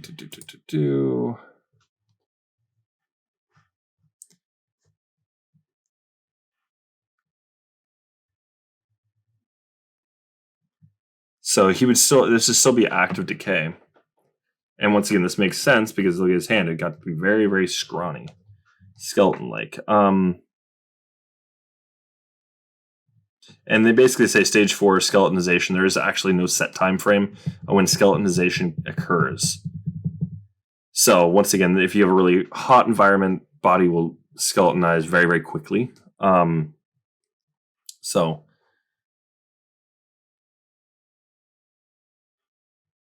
And human decomposition, just for everybody out there to understand how long it takes, human decomposition begins around 4 minutes after a person dies. And then there's the 4 stages that go and begin. So there's that. Let me get back on here so that way I'm not getting too much focus on that. Yeah. It really is. The thing is, if you look at the sign, once again, it looks like it's just most likely just rigor mortis, but if it was moved on purpose, you start getting that the sign where it's the fingers themselves. Okay, I'm going to look at it again real quick. That could be the symbol where you see the hand. It's like the index finger, the thumb come together, making the circle, and then you got the middle finger, the ring finger, and the pinky finger forming essentially 666. I mean, it does look similar to that. Actually, yeah, it does look quite like that. Doesn't look like somebody was holding a gun, I'll put it that way. But once again, rigor mortis, this kind of thing can occur just naturally. It stiffens up and all this. And your fingers can start to curl in ways that you didn't even do before. You cut out a flat hand and all of a sudden it kind of curls in. It does happen.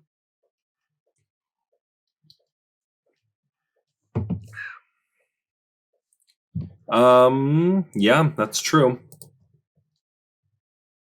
That's a very fair point. Well, hang on. Got an idea here. Okay, I'm gonna go and so I don't want people taking a look at my personal Facebook. But we're gonna take a look. I'm curious. Let's see. I'm pretty sure, didn't he always wear his ring? He's got his ring there. Okay, what we're gonna do. Okay, do you guys mind if I open this up to the Facebook?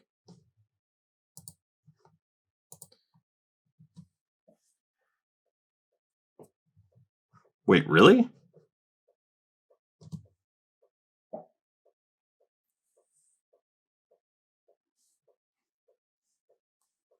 Oh, okay then. Then I don't need to show the Facebook then. Move to a table like the gun was moved to a table and photographed. Really? No kidding. Huh.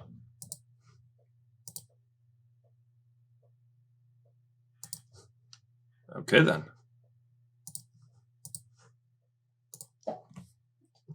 Well, I got nothing to show then. So I was like, wait, did they take his ring? I was like, what the hell? That's kind of jacked up. Exactly. That would be my thought here. And once again, if the hand is curled like that, that's strange. That means it would have curled later. Which easily, the dog could have bumped into his hand enough that it could have just instantly he could have been forming that way. So, there's a lot of different ways that could have come off. So I can't really say that's not necessarily super relevant, but once again, any piece of evidence or anything really at the crime scene being moved, that's relevant to some degree. Just basically, was this tampered with? So this just basically gives more credence to this. This crime scene was clearly, it was tampered with. The gun, they're supposed to have photos of that right there. And then they moved it, which means what they probably would have done. Well, that part I don't understand. I haven't, if we're looking, for instance, from, the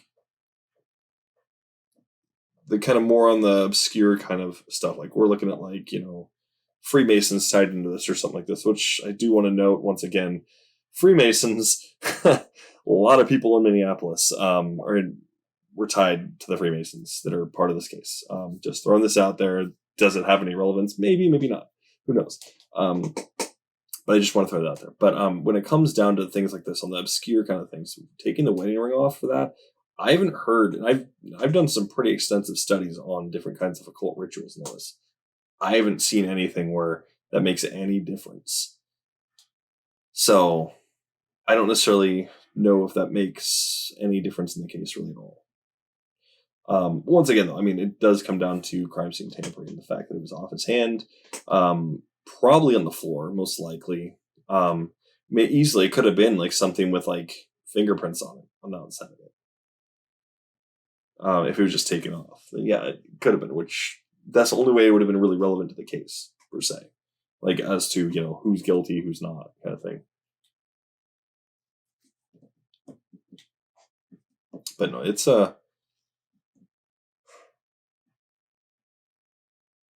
Oh, of course. Yeah, I'll be back on tomorrow night as well at 10 p.m. We're going to be going over tomorrow. We're going over neighbor statements, friend, family statements, police statements, and we're going to go over the playlist loop. So if anybody's got any information, that's a possibility. He could have. It's definitely a possibility. Maybe his ring had some relevance.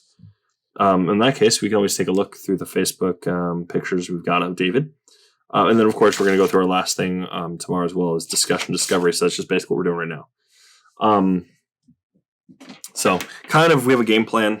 Thank you for following. All three of you guys, Greg, ACZ, and Sophia. I totally appreciate that. The thing is, it depends on the ring. Is it just a solid gold ring? Are we looking at silver ring? Was there a message on it? Let's take a look. I'll do my usual thing and bam, so nobody can see access it.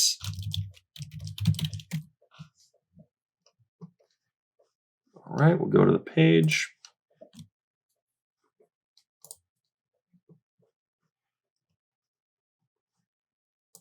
Alrighty. Okay, so let's take a look. So not seeing a ring there. Like I said, I get it. People are like, well, PTSD, he could easily do it. I'm like, they were a happy family. I don't see this. This guy was very, very level-headed. Everybody that talked to this guy, they're like, no. There's no way. This guy was like extremely driven, ambitious as hell, things like this. I mean, he looked like he was like straight up like he was all there. He literally on his last tour didn't want to go and even fight. So they sent him over to a desk job. I mean, makes sense. But he had his ring there, and it just looked like a standard ring. Her ring's interesting, but interesting. Let's take a look. Do we have any other pictures of David, I wonder? Let's see, media.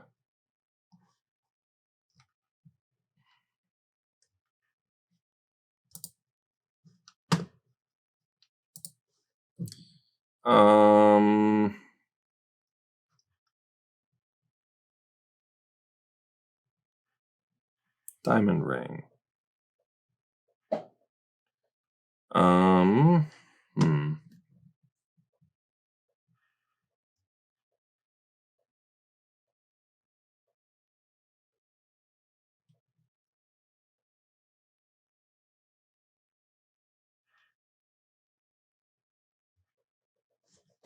Let's see. Doesn't look like he actually wore it here. But once again, it's a little obscured here, so there's no way to really tell. Let's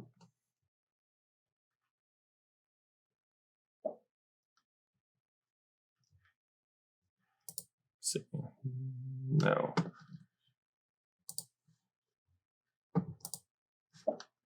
No.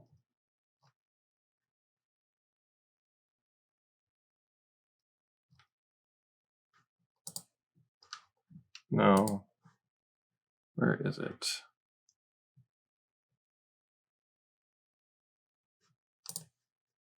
Yeah, it looks like it's a standard wedding band.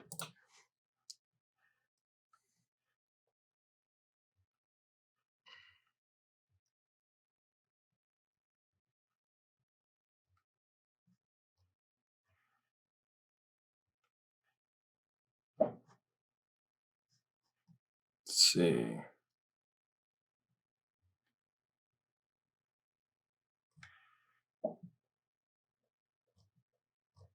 That's what I'm seeing here.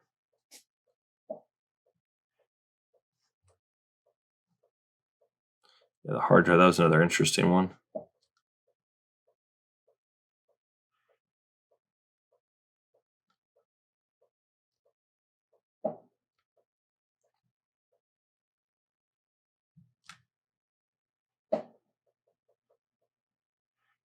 Let's see. Okay, here we go. Yeah, standard wedding band.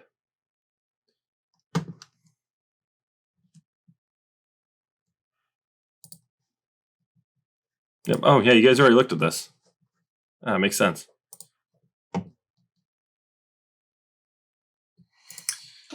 I mean, it's a possibility. I definitely see it as a possibility. He could have left some clues around. I mean, like the thing is, I mean, as you guys know, I mean, yeah, it's definitely it looks like the crime scene was staged. I mean, if we're based off of, I keep bringing up here, you can see trajectory doesn't make any sense. If they're moved, once again, why is there a bullet hole in the ceiling? This is the exact angle it was at. Why? Why is there a hole up in the ceiling? That makes zero sense.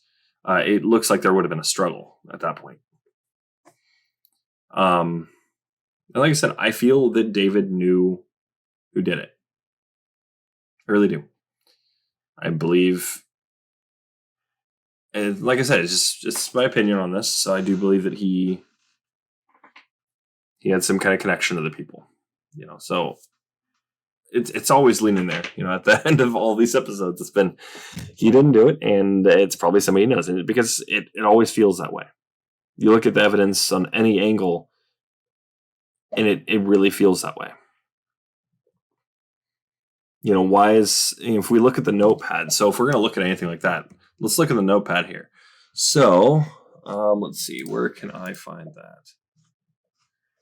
I'll bring that up.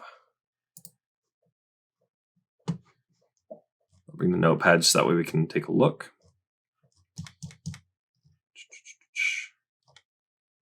Another question: why is there blood smeared on the Kleenex?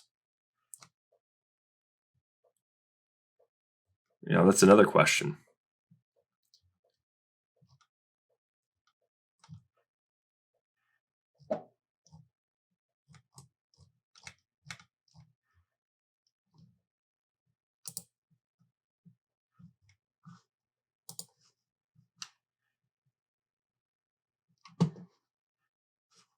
I can bring this up now. There we go. So if we're looking at oopsies.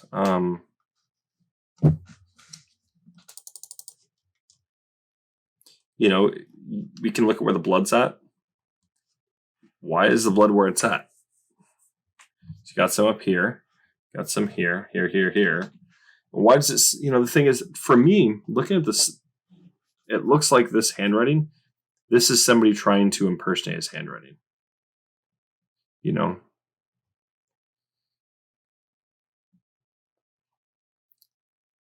That's what this looks like here.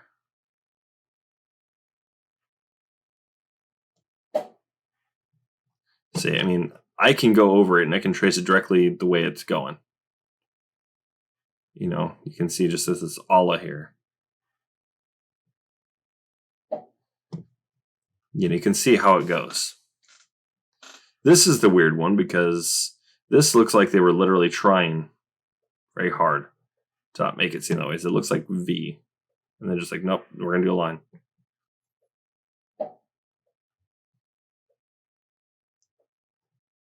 You look at the V doesn't match up. Wait, look at the O. You can see how it came.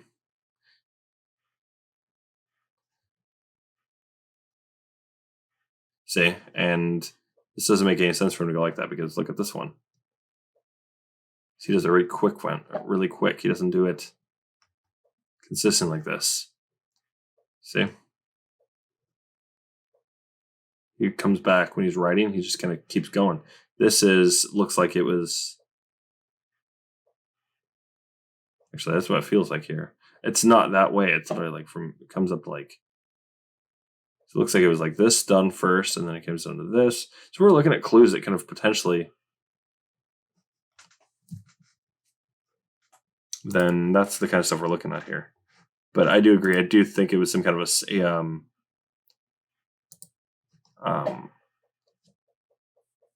some sort of hostage situation. So, but that is all the time we have for tonight. I do need to go and start covering some of this stuff again, and getting it put onto the crime scene itself. Crime scene is going to adjust for tomorrow as well. I'm hoping to get the feces locations on the first floor, have those there, and then and I'm also going to be for tomorrow night. There will be an additional one, which we're going to be looking at the actual neighbor, the neighbors that have their statements.